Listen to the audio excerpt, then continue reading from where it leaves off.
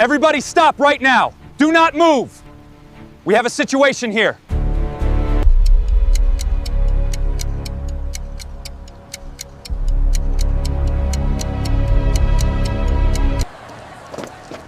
You think that badge saves you?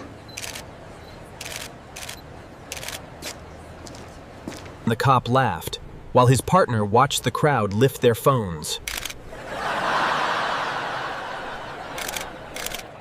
Why did she refuse to give her name? Why did one locked phone keep ringing from Washington? And why did the captain's face change the moment he read the badge number on her ID? She never raised her voice, even when the metal touched her wrist. 2 minutes later, the cuffs were not on her wrists anymore. The officer's hand came up fast, and every voice outside the county courthouse went silent. A black woman in a plain gray coat stood beside her stalled sedan, one hand holding a small birthday card, the other raised where everyone could see it. "You think that badge saves you?" The cop laughed, while his partner watched the crowd lift their phones. Why did she refuse to give her name? Why did one locked phone keep ringing from Washington? And why did the captain's face change the moment he read the badge number on her ID? She never raised her voice, even when the metal touched her wrist. 2 minutes later, the cuffs were not on her wrists anymore. The courthouse clock clicked to 8:17 as wind pushed a paper cup across the lot. Nadia kept her left hand open at shoulder height. In her right, the birthday card bent until one purple corner curled under her thumb. "Turn around," Officer Keller said. "My identification is in the wallet I showed you. I didn't ask for a speech." Officer Pike stood 2 steps behind him, watching the crowd near the steps. Phones had risen one by one. Nadia swallowed once. The air tasted of exhaust and wet concrete. "Officer, verify the number through the federal line. That is the correct procedure." Keller laughed. "Hear that, Pike? Her car dies here, and now she's giving training." Pike's mouth tightened. "Travis, maybe run it. Maybe you let me do my stop." Nadia's sedan sat crooked over the painted line, hazards blinking against windows. The phone on the dashboard buzzed, then went dark. "May I answer that?" Nadia asked. "No. It concerns my daughter. Your daughter can wait." A woman on the steps covered her mouth with her scarf. A delivery driver lifted his phone higher. Pike saw the recording and shifted his shoulder. Nadia looked past Keller. "Officer, I am not resisting you. Nobody said you were." Keller's smile thinned. "Yet." He reached for her wrist. Nadia moved only enough to keep the card from tearing. "See that?" Keller called. "She's reaching. I'm protecting a card. For who? My child. Convenient." The purple corner tore, a soft sound almost swallowed by traffic. Inside, Avery's name had been written before dawn. She had pressed too hard on the V and left a groove in the paper. Nadia's thumb covered it. Captain Elaine Mercer came through the side entrance, gray coat open, radio clipped to her collar. "What's happening?" "Possible false credentials," Keller said. "Refusing clear instruction." "That is not accurate," Nadia said. Mercer looked at Nadia's raised hand, then at the phones. "Do we have her license?" "She won't cooperate." Pike cleared his throat. "She presented an ID wallet. Travis has it." Keller shot him a look. "I have a prop." Nadia kept her voice level. "Captain, the badge number is inside. Call the verification desk. Ask for Victor Hale." Mercer's jaw worked once. "Ma'am, we'll sort that out at the station." A murmur crossed the crowd. "My daughter's school performance starts in 43 minutes, Nadia said. "I need to make one call." Keller snapped the cuff from his belt. The sound was small and final. "Hands behind your back." Pike breathed in. "Travis." "Behind your back." Nadia folded the birthday card once and held it out to Pike. "Please don't let it get wet." Pike took it with 2 fingers, as if it weighed more than paper. The torn purple corner hung loose. His eyes moved over the name inside. Avery. The first cuff closed around Nadia's wrist, cold enough to make her fingers twitch. Keller leaned close. "Still want to pretend you're important?" Nadia turned toward the courthouse windows, where every reflection showed the same mistake. "No," she said. "I want you to finish what you started."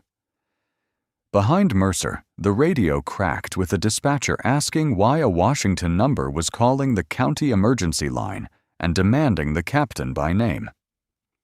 At 6:03 a.m., the motel heater clicked twice and gave up. Nadia stood barefoot on the thin carpet, pressing the edge of a purple birthday card flat with her palm. The room smelled of bleach, burnt coffee, and cold rain in wool. Her phone vibrated beside an unmarked envelope. She let it ring once. "Mom?" Avery's sleepy voice came from the tablet propped against the lamp. "Are you still in North Carolina?" "I am." "You said you might be home tonight." "I said I would try." Avery lay sideways on her pillow, one braid stuck to her cheek. "That means no." Nadia looked at the card. She had written Avery's name inside, but not the rest. The pen waited uncapped, leaving a blue dot on the notepad. "I'll watch your school stream this morning," Nadia said. "Front row, even through a screen." "You missed rehearsal." "I know. And the costume fitting." "I know that too.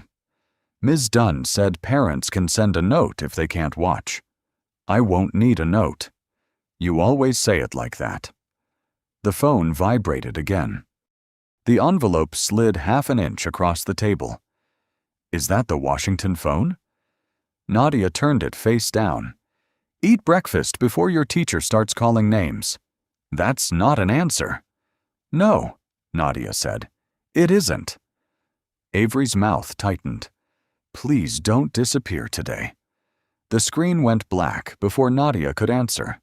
For a moment, the room held only the lamp hum and the hiss of tires beyond the window. Nadia wrote 3 words inside the card. "I am here."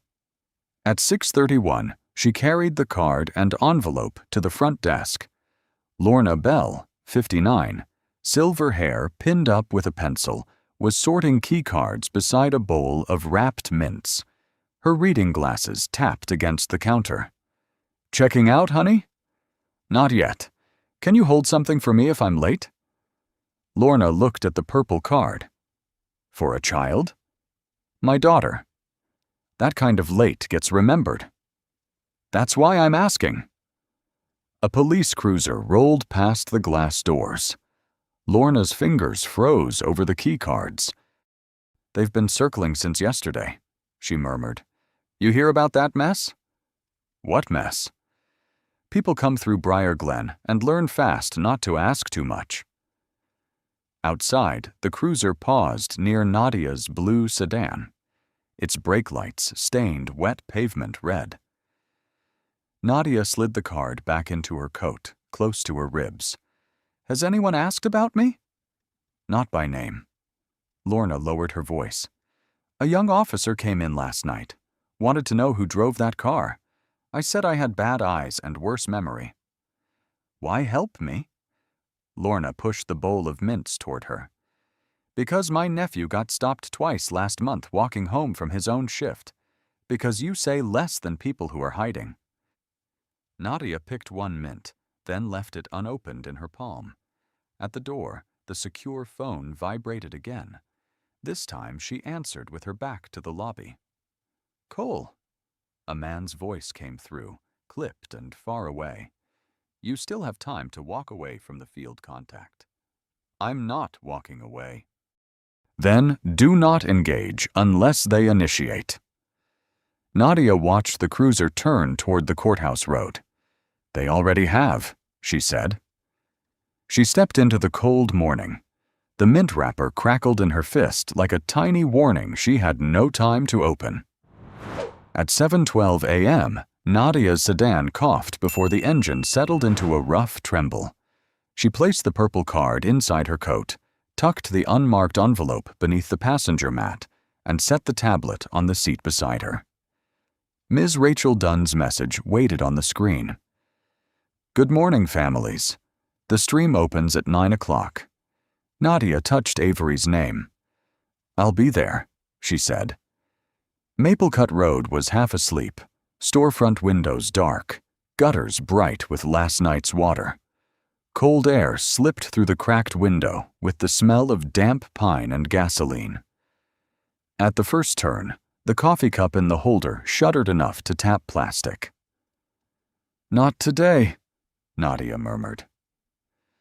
2 blocks from the courthouse, traffic slowed near a laundromat. A patrol car sat angled across 3 spaces. Officer Keller stood beside a young man in a delivery jacket. The man's bike lay on its side. You understand English when I tell you to stop? Keller said. I did stop, sir. The bag fell. Then why did I have to tell you twice? Nadia stopped at the crosswalk, window down just enough for voices. Officer Pike stood near the cruiser door with a paper cup.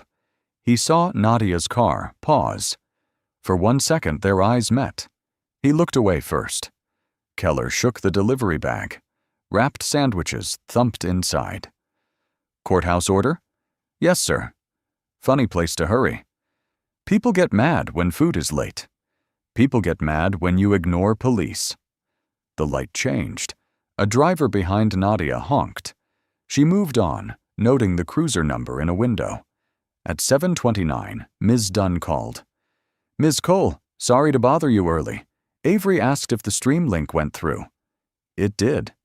She didn't want to ask you herself. I know. She saved a seat in front, Ms. Dunn said. For the tablet.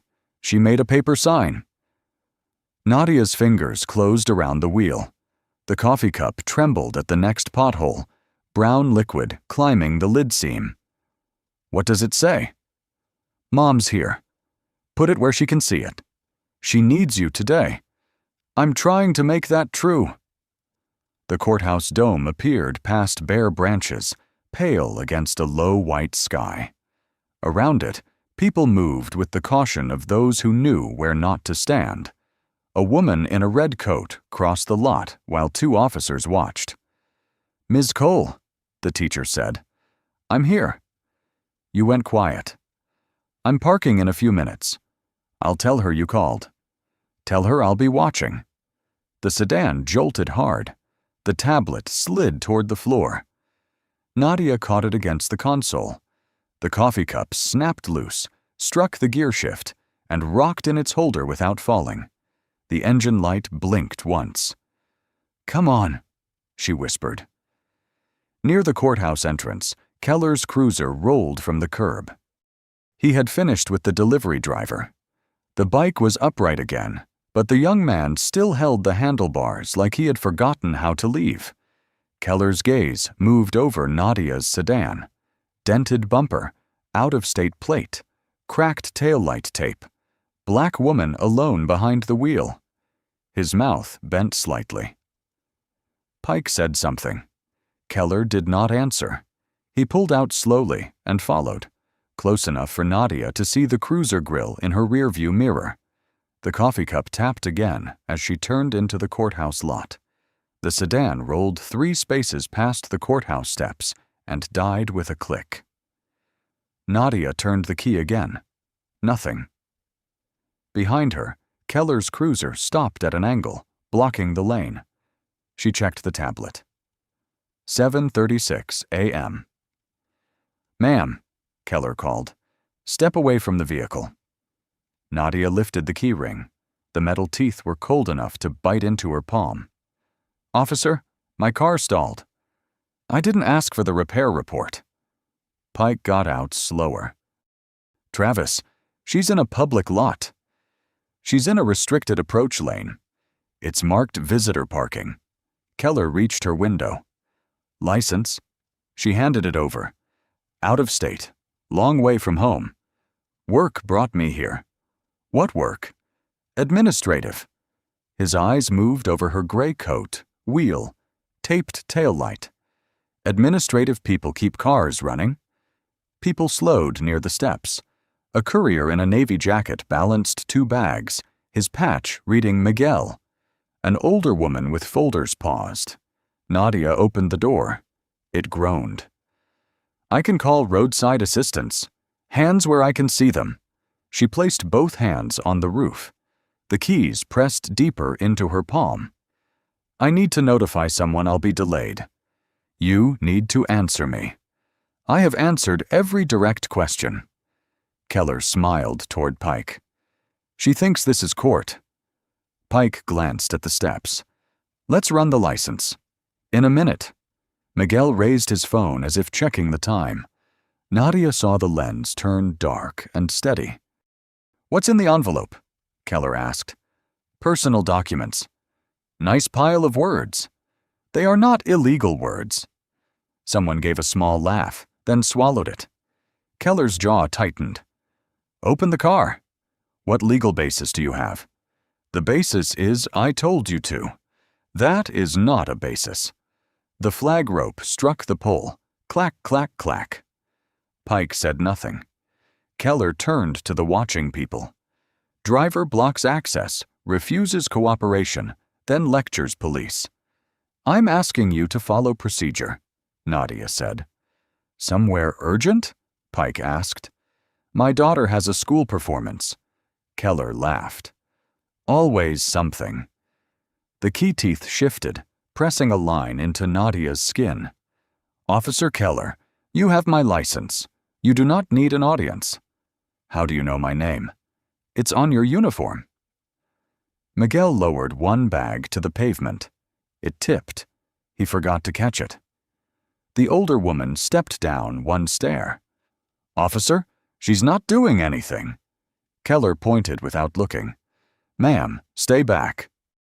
She said her car died. Helen, Pike said. Keller moved around the door. Step fully away. Nadia did. The birthday card inside her coat brushed her ribs. Empty your pockets. No. The word landed flat between them. Keller's face changed just enough for Pike to step forward. Travis. Nadia opened her left hand. My phone, my keys, a card for my daughter. Put them on the hood. The card stays with me. Keller stared as if the sentence had insulted him. Pike saw her eyes track the cruiser camera, courthouse camera, bystanders, Keller's hands. Not panic. Inventory. But he did not say it. Keller reached for her wrist. Nadia kept the card under her coat and let the keys fall onto the hood. They struck the metal with a bright, tiny sound that made Miguel lift his phone higher.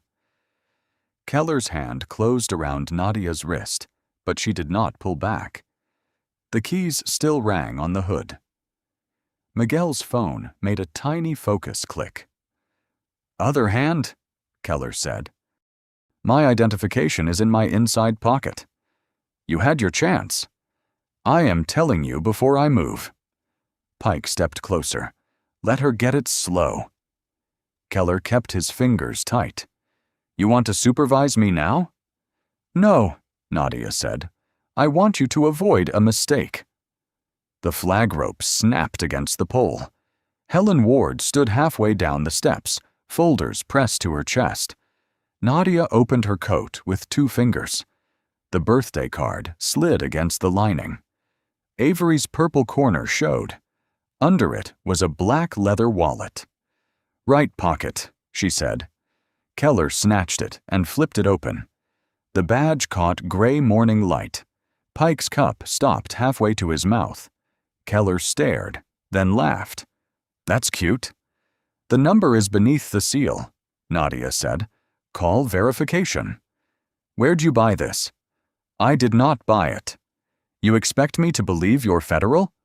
I expect you to verify credentials. Miguel whispered. Federal? The word moved through the watchers. Keller's neck flushed. Nobody said she's anything. Pike leaned in. Travis, that looks real. Things look real now. People lie. The rear card connects to Washington field office intake, Nadia said. Washington, Keller repeated. We got Washington in a busted sedan. Helen did not lower her eyes. Nadia's phone vibrated on the hood.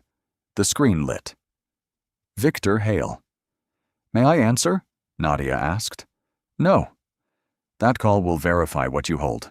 It could be anybody. It is not. Keller held the phone up. You always have a friend ready. The sentence fell harder than his voice. Pike shifted. Travis, lower it. Don't start. I'm saying lower it. Keller shoved the wallet against Nadia's chest. Open it for the camera. Nadia caught it. I do not perform credentials for a crowd. You performed when you pulled into my lot. This is visitor parking. You were blocking access. My engine failed. Then why hide who you are? I did not hide. The phone stopped ringing. The black screen reflected Keller's face. Pike looked at it. Run the number. Keller turned slowly.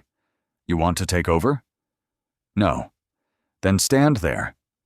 Nadia placed the wallet open on the hood, badge facing up, license beside it. Wind lifted the purple edge of the birthday card from inside her coat. She pressed it flat. Keller noticed. What's that? A card. For the daughter who can wait? Helen's folders sank to her side. Miguel's delivery bag sagged against his knee. Nadia did not answer. Keller reached for the card. She covered it with her palm. Don't, she said. It was the first word that carried weight. Keller smiled. There it is. Pike's radio hissed. The courthouse doors opened, letting out old paper smell and floor wax. Nadia looked at Keller's hand hovering near the card. Verify the badge number. Keller bent close. A badge doesn't save you from learning manners in my town. Pike's eyes flicked to Miguel's phone. Miguel had caught every word. On the hood, Nadia's phone lit again. Victor Hale, second call. Then a third vibration began before the second could end. The third vibration made Keller look down. Nadia did not reach for the phone. Her palm stayed over the birthday card, her other hand flat beside the open badge wallet.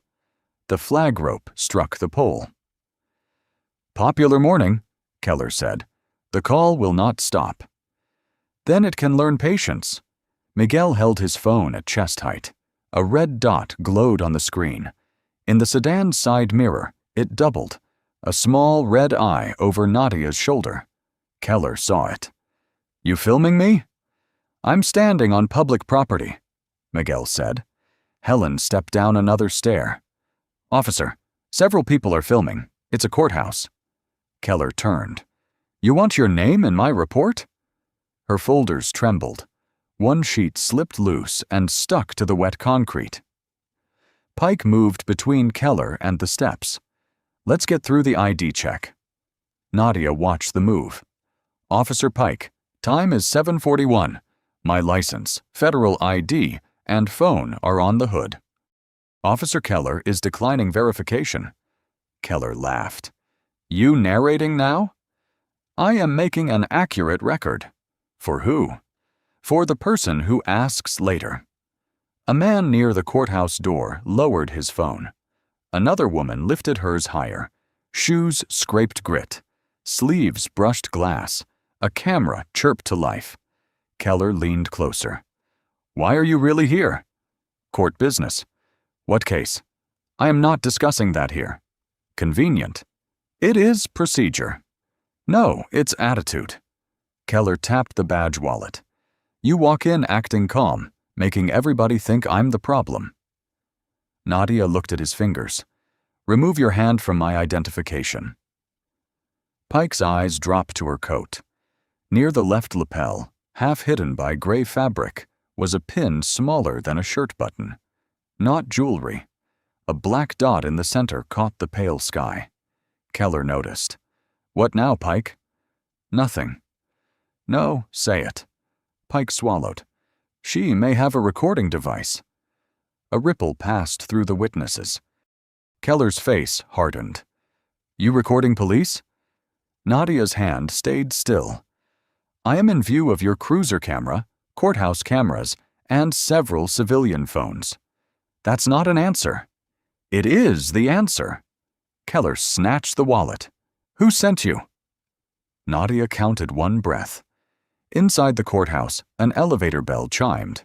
Floor wax drifted out when the doors opened. I came to deliver documents. To who? A person authorized to receive them. Name? No. His smile disappeared. Miguel stepped forward. His delivery bag brushed the pavement, leaving a grease mark. She told you to call the number. Keller pointed at him. Back up. Miguel stopped. Helen picked up her fallen sheet. Officer Keller, I can get Captain Mercer. Stay out of it. You're outside her courthouse. It's not her courthouse. It is not yours either. The lot went quiet. Pike looked toward the side entrance. Behind the glass, Captain Mercer's silhouette moved past the lobby desk. Keller mistook the silence for challenge. He stepped behind Nadia and caught her wrist. Hands behind your back. Nadia turned only enough for Pike to hear. Secure the card. Keller pulled. The birthday card slipped from her coat and landed near the tire, purple corner against wet pavement. In the side mirror, the red recording dot kept glowing. Pike bent before Keller could stop him. He lifted the birthday card from the wet pavement by its dry corner and held it away from his uniform as if rainwater on paper could become evidence. Put it with her property, Keller said. Nadia's wrists were behind her now. The cuffs clicked once more, tighter than necessary. Cold metal pressed below her thumb. Officer, she said, verify the number before transport. Keller guided her towards the cruiser. You'll get your phone call when we say. My ID has a verification line. You keep saying federal like it's magic. Pike opened the rear door. The seat smelled of vinyl, old coffee, and disinfectant that had not won. Nadia lowered herself without making Keller push. Miguel stood near the curb, phone still raised. At the station, 758 glowed red above the desk. Fluorescent tubes buzzed overhead. A young officer with neat braids and a pen clipped to her pocket looked up from a logbook. Morning, she said, then saw the cuffs. What do we have? False credentials, obstruction, suspicious activity, Keller said. Nadia read her nameplate. Officer Lawson, my ID wallet and phone need to remain together. There is a verification call pending. Priya Lawson, 31, stopped writing. Federal. Keller dropped a tray on the counter. Alleged. Pike placed the card in first. The torn purple corner had darkened where it touched the pavement. Then the phone, keys, license, and badge wallet went beside it. Nadia watched through glass as Priya slid everything into a clear bag. Avery's name showed through the plastic. Remove your coat, please, Priya said softly. Keller smirked. Careful, she'll cite procedure. Nadia took off the gray coat. The room air was colder without it. The black pin on her lapel disappeared into the bag with the coat. Priya paused on the seal strip. Do I note the recording device? Keller snapped. Note standard property. It isn't standard property. Lawson. Priya sealed the bag. The plastic crackled like thin ice. Noted as personal item with electronic component. Captain Mercer arrived minutes later. Why is this already online? Keller straightened. People film everything. People film when officers give them reason. Mercer turned to Nadia. Ms. Cole, we can clear this up if you cooperate. My cooperation began at the courthouse, Nadia said. Call the number inside the ID. Mercer glanced at the bag. I'm not making a blind call off credentials I haven't authenticated. That is how you authenticate them. Keller laughed. Exactly the act. The cuffs had left a pale line when Priya removed them for processing, but the chill remained. Until we know who you are, you wait, Mercer said. My daughter's performance begins at 9. Mercer looked at the clock. You can explain the delay later. Nadia's face did not change. She has heard that sentence before. No one answered. Priya led her to a narrow waiting room with beige walls and a metal table bolted to the floor. The door closed with a padded thud. Through the wired glass, Nadia could see the property bag on the counter. The card lay trapped inside it, open just enough for Avery's name to show, unreachable behind glass while the station phone began to ring. The station phone rang 6 times before someone answered it. Through the wired glass, Nadia watched Priya Lawson lift the receiver.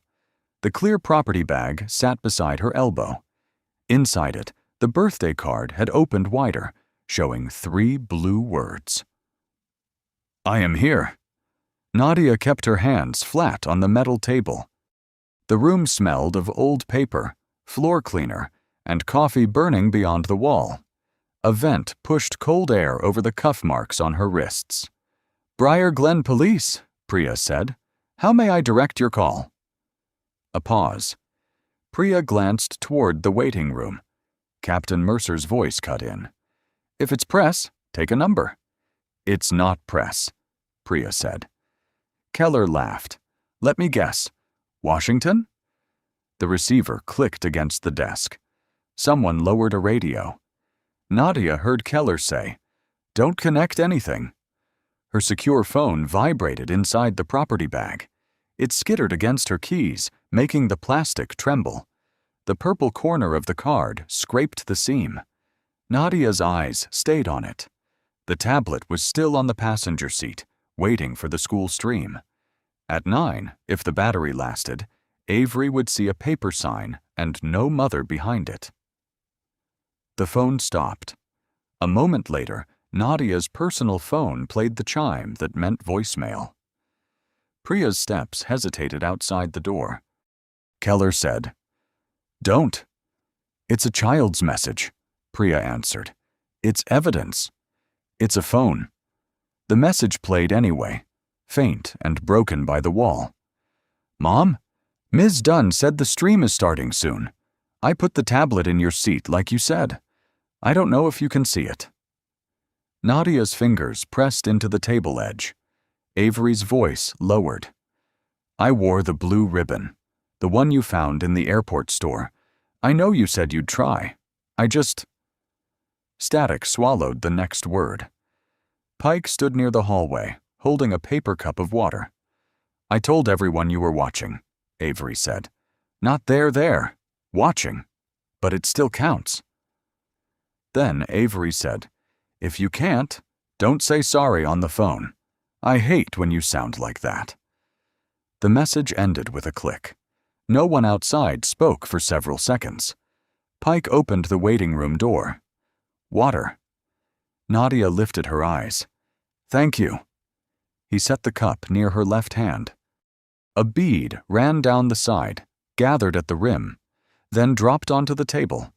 It spread in a crooked circle.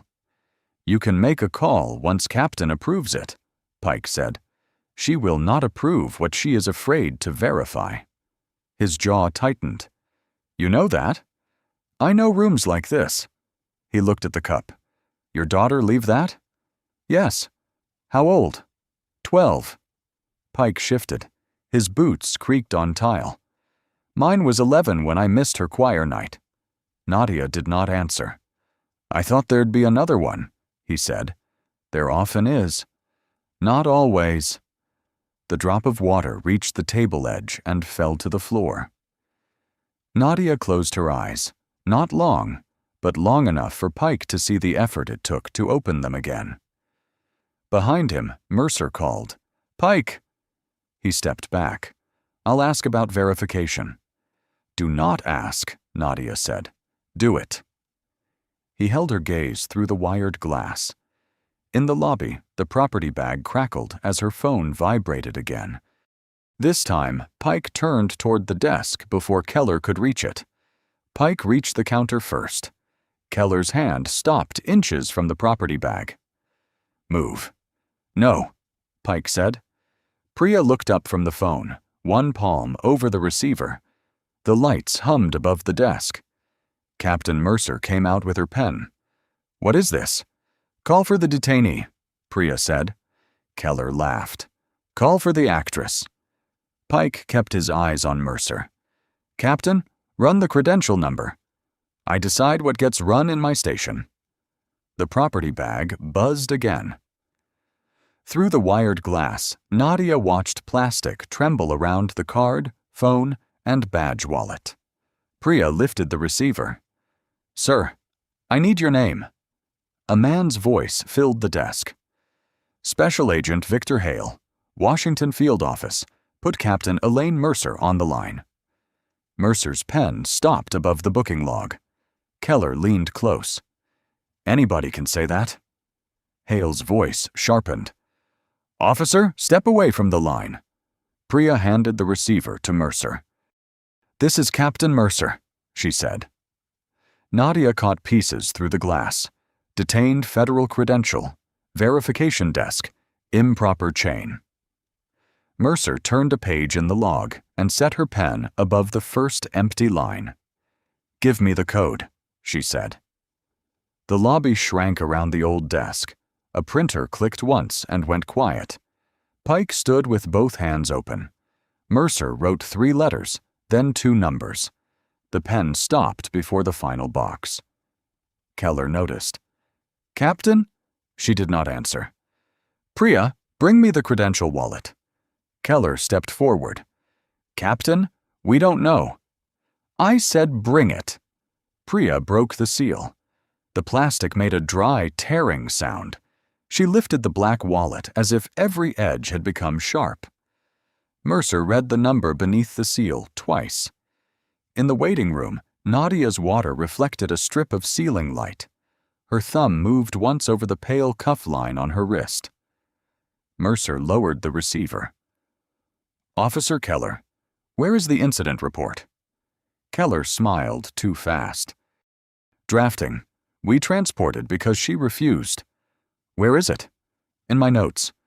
"Did you call verification before cuffs?" "She was escalating." Mercer turned to Pike. "Did she?" The vents breathed hot dust. Pike swallowed. "She asked us to call." Keller spun. "You serious?" "She asked more than once."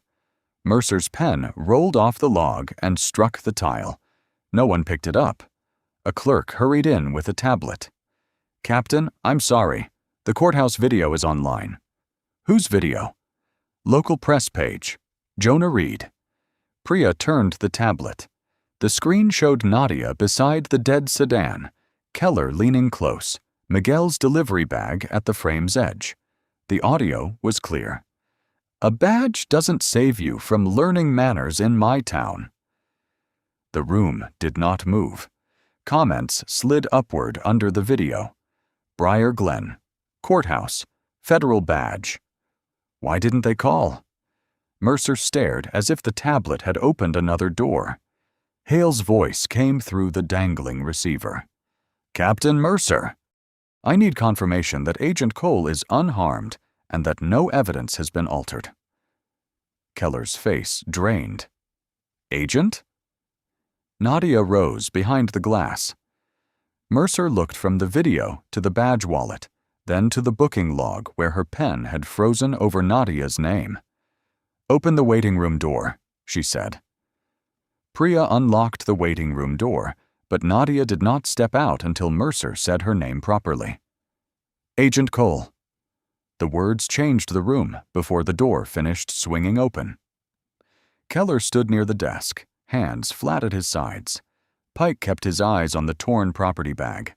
Nadia picked up her coat. The fabric was cold from the counter. She checked the lapel, phone, and badge wallet. The birthday card stayed on top, purple corner dark. "Agent Hale is still on the line," Mercer said. Nadia took the receiver. "Victor, Are you hurt? No. Denied verification? Yes. Recording active?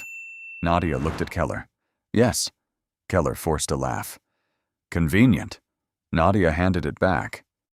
Captain, preserve station video, lot video, radio traffic, and property logs from 7:30. Mercer's jaw tightened. We preserve evidence here. Then today will be easy. A printer behind Priya spit out a sheet. Pike flinched. Mercer pointed toward her office.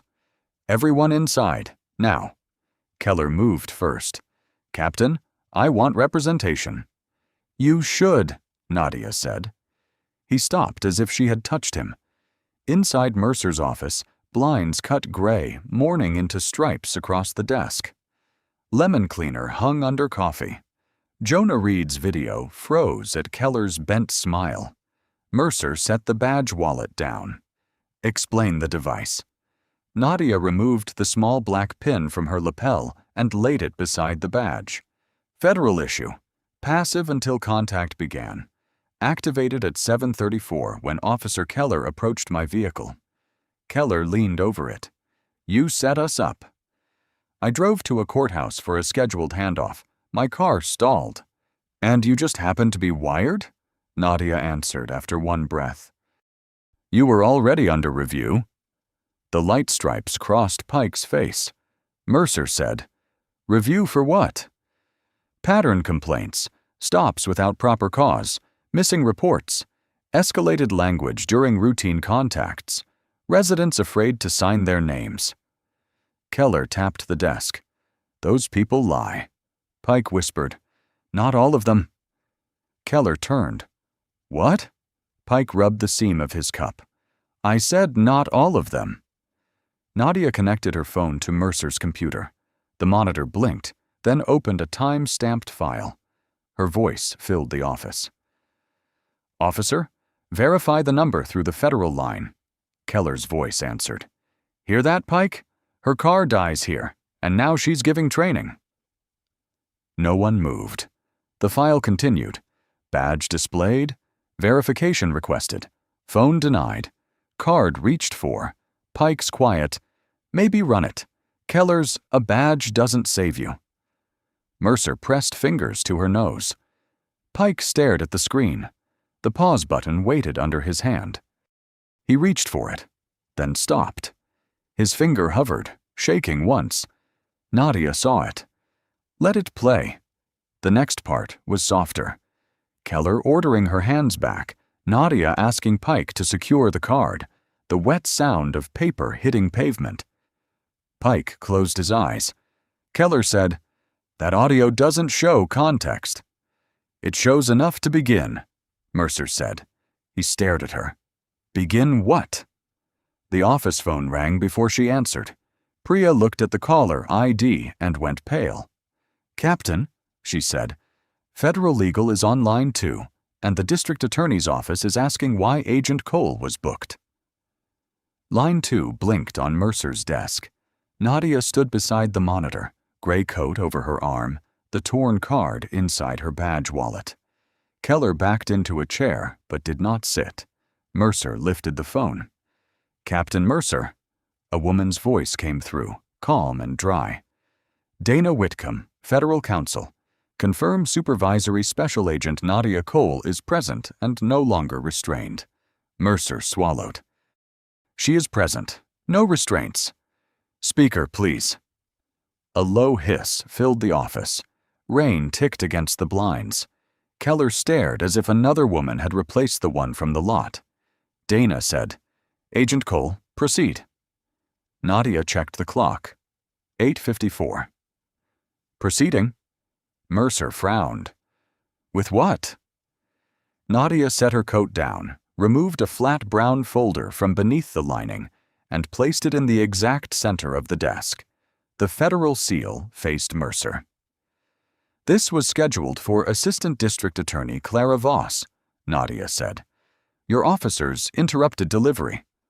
Keller pointed. You had that in your coat? The chain label answers that. Donna said, Captain, open the folder. Mercer did. The first page carried Nadia's photograph, title, assignment code, and the words limited field assessment. Beneath it were complaint numbers, missing footage notes, and a map of Briar Glen stops marked in red. Keller laughed once. Paper. Nadia turned a page. Paper is what remains when memory is not enough. Pike's eyes stopped on February 12th. Mercer saw it. Martin? That stop, Pike said. I was there. Keller's chair scraped. Don't. Nadia placed her phone beside the folder. The review began before I entered this town. Today was the confirmation. Mercer's fingers tightened. You came to test my officers. I came to deliver findings. You were recording. After contact began. Keller leaned over the desk. You let me put cuffs on you. Nadia met his eyes. You did that without my help. The room held still. From the hall came Priya answering another call. Donna said, Captain, separate Officer Keller from records now. Officer Pike must provide a statement before shift end. Station video, radio logs, vehicle camera data, and property logs are evidence. Mercer exhaled. This department will cooperate. Keller stared. Captain? She said separate access. You're taking her side? I'm taking the side that lets this building survive. Nadia picked up the badge wallet. The birthday card slipped, purple corner showing against black leather. Pike looked away. Mercer pressed the intercom. Lawson, disable Officer Keller's terminal and call Samuel Greer. Keller's hand curled on the chair back. You can't do this off one clip. Nadia tapped the folder. 14 clips, 6 missing reports, 3 radio fragments, 5 signed statements. From who? Pike answered. People we told ourselves were exaggerating. Mercer stepped between him and Keller. Officer Keller, surrender your phone and keys. Nadia looked at the desk phone. I need 2 minutes. For what? Mercer asked. My daughter. No one moved to stop her. Before she could dial, Priya appeared in the doorway.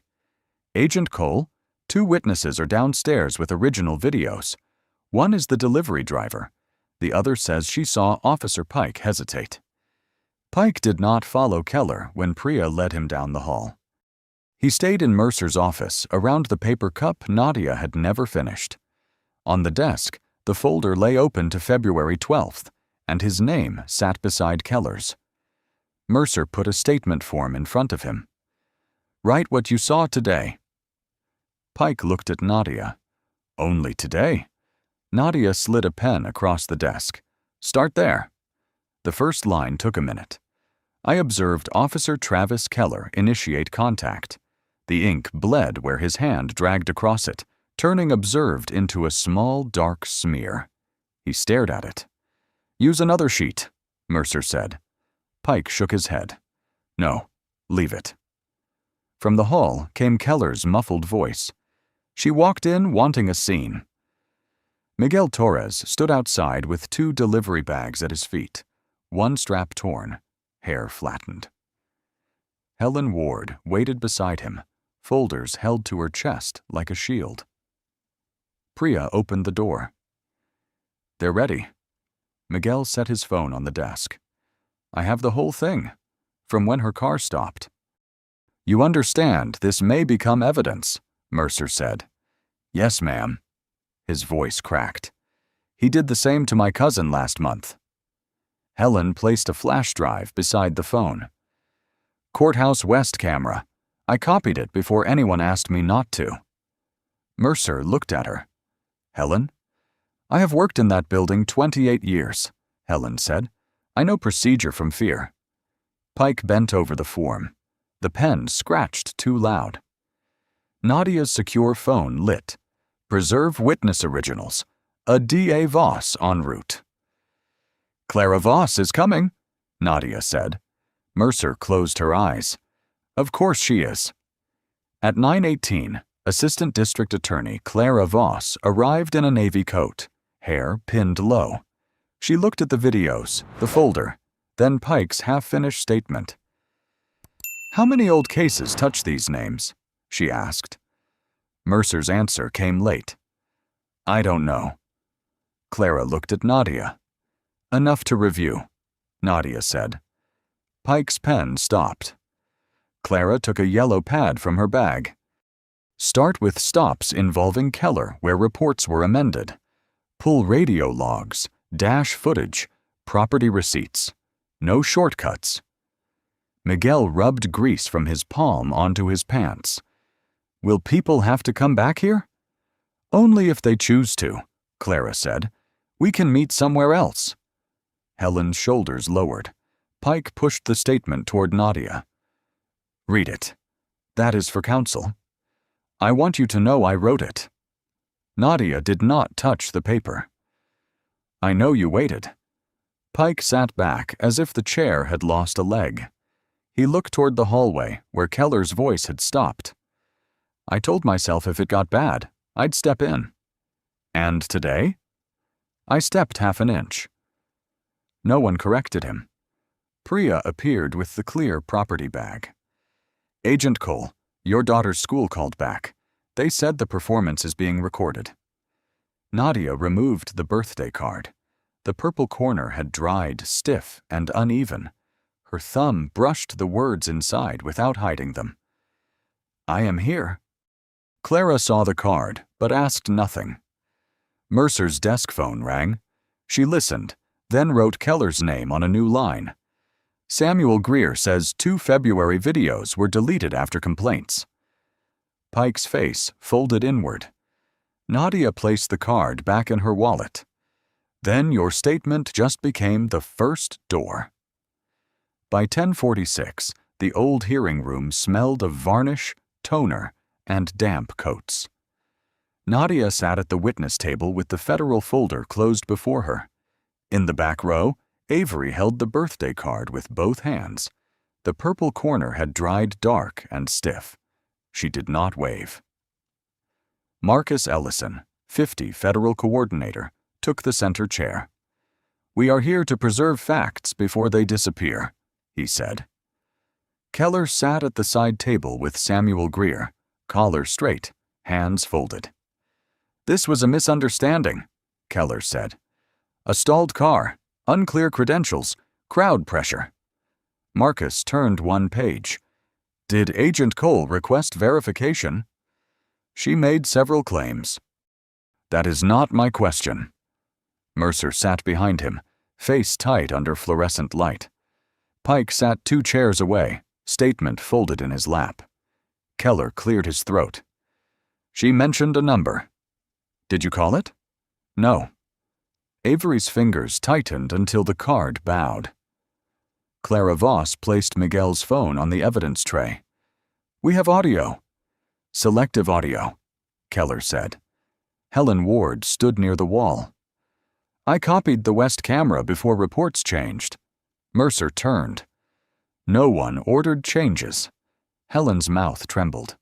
"Not today." The room went still, except for the lights. Marcus looked at Mercer. "How many complaints were dismissed for lack of footage?" Mercer opened a binder. The first tab tore loose. "I need time." "You will have it." Keller shook his head. "So one woman shows up with a badge and everyone forgets years of service?" Nadia raised her eyes. "Years of service are not erased by accountability. You wanted this. I wanted the call made." Marcus played the clip. Keller's voice came thin through the speaker. "A badge doesn't save you from learning manners in my town." Avery lowered the card to her knees. Nadia heard the paper scrape. Keller pointed at the device. "You can't hear what she did before that." Miguel spoke from the second row. "She stood there." His jacket still carried a grease stain from the bag. Keller twisted around. "You don't know procedure."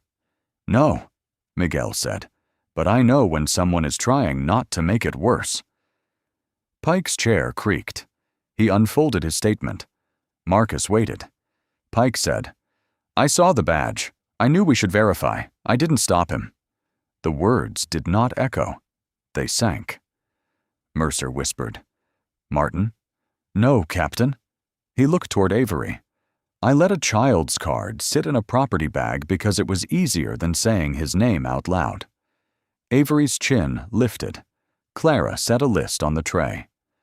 Pending review, 7 stops, 3 property disputes, 2 amended reports, and today's detention. Marcus removed his glasses. Officer Keller, relieved of field duty pending investigation. Captain Mercer, complaint intake transfers to oversight immediately. Keller's polish cracked. You can't punish a department to satisfy a crowd. Marcus looked toward the back row. The crowd brought receipts. Avery placed the birthday card on the empty chair beside her. Nadia turned. For the first time that morning, mother and daughter looked at each other without a screen, without glass, without a dying phone between them. The rear door opened, and a cooler draft entered with the sound of people outside.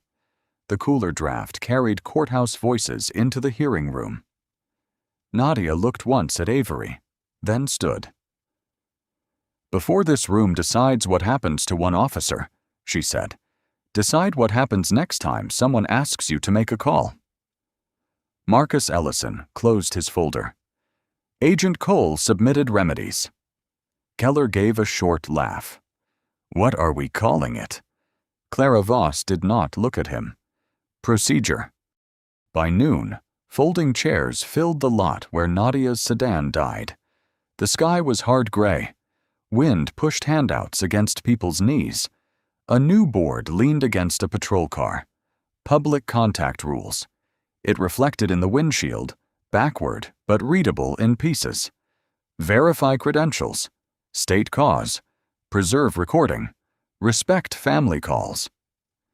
Grace Monroe, 45, the town's community coordinator, arrived with gray hair and a clipboard pressed to her chest.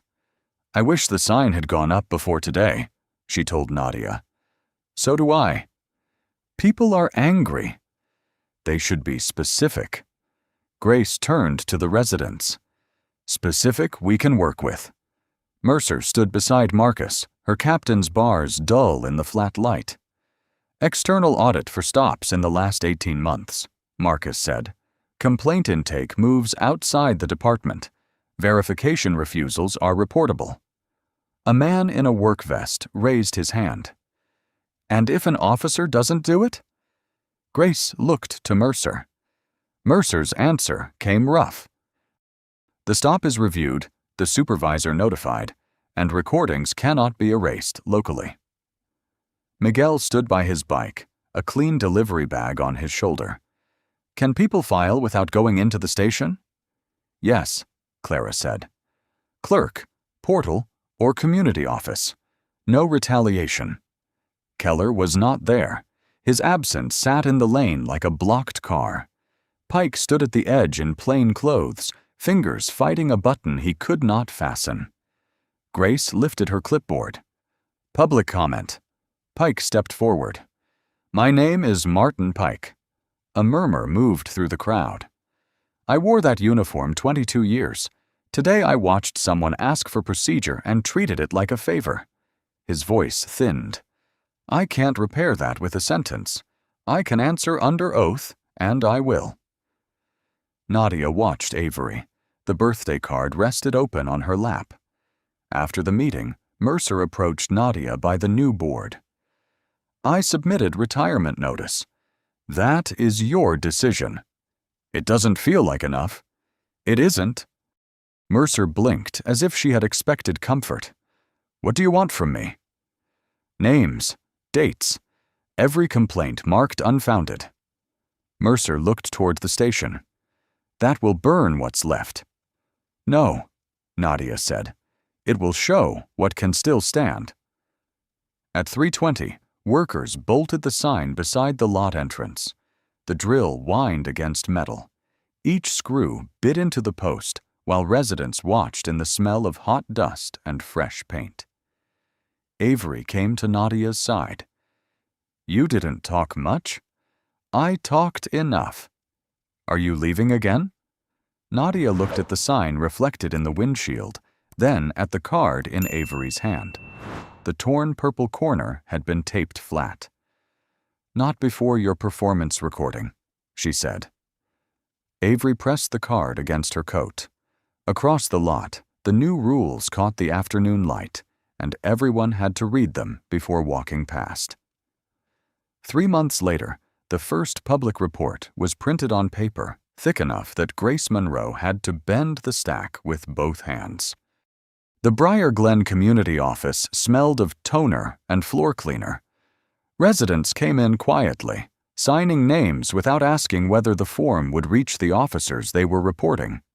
Miguel Torres stood by the door with his delivery bag over one shoulder. His cousin sat with Clara Voss, pointing to dates on a phone calendar. Helen Ward worked the copy machine. Another one? Grace asked. Helen slid a sheet into the folder. No missing pages this time. Nadia stood near the window, watching the courthouse parking lot across the street. The new sign had weathered into the post, no longer bright, no longer temporary. A cruiser stopped before the visitor lane. The officer got out, read the board aloud to a driver, and waited while the woman made a phone call. Marcus Ellison closed the report. 37 stops reviewed, 11 sent for corrective action, 4 reopened cases.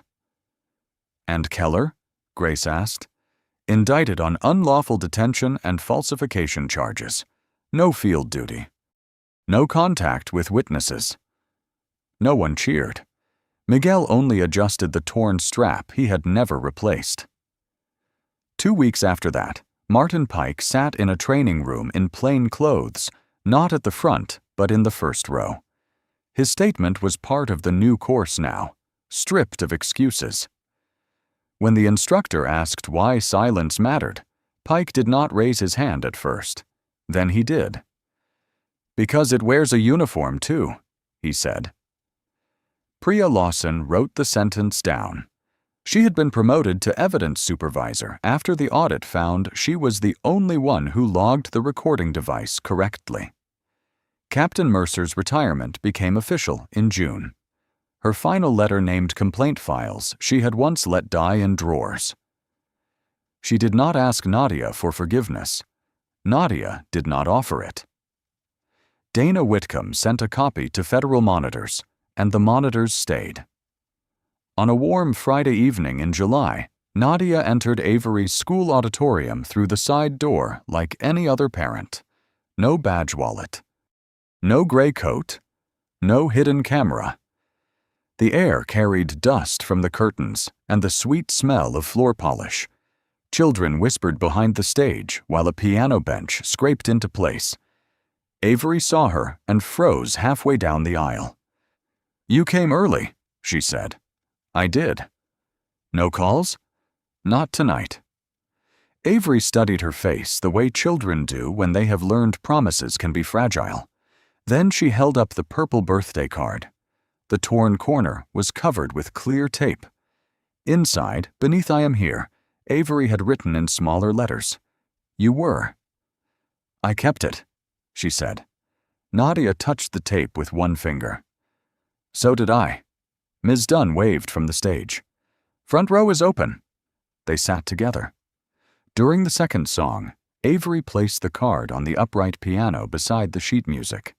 Stage light warmed the purple paper until the torn corner was no longer the first thing anyone saw.